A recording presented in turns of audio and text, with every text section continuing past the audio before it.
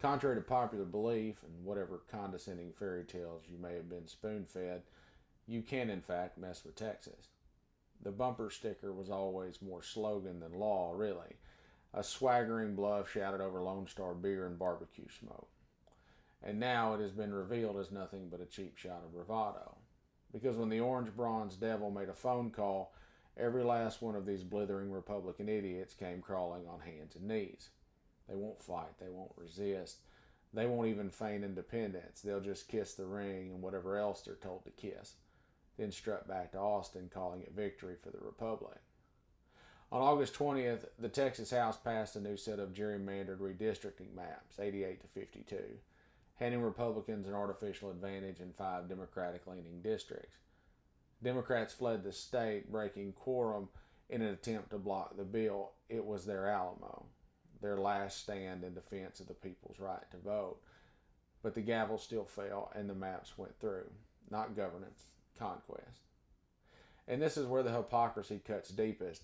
For a century, Texas sold itself as the line in the sand. Remember the Alamo. Remember Goliad. Remember the ranchers who stood against the heavy hand of Washington.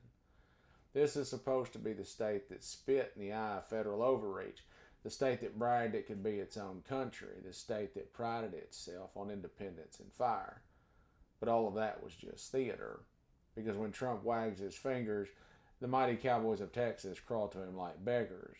They've proved that the only thing bigger in Texas is the bullshit. And here's the question that should really haunt every Texan with a shred of pride left. How did the Don't Mess with Texas crowd become the most obedient lapdogs in America? How did the state that prided itself on standing tall become the state that kneels first and longest? Was all that talk about independence and honor just bullshit for the tourist? A carnival act for campaign ads? Because when the moment came to prove it, Texas Republicans folded like a paper sack. The Democrats who fled to break quorum may have been mocked, but history will remember them as the only ones in the room with the guts to fight. They tried to hold the line. They tried to honor the people who elected them. They tried to shout that Texas is not for sale. And though they lost, they still stood taller than the cowards who crawled. So yes, you can in fact mess with Texas. And the proof of that is that Texas Republicans are doing it for themselves, gleefully, shamelessly, and on command. They've sold the soul and legacy of Texas to a New York City con man who's never cared for the state and never will. And remember that, Texas.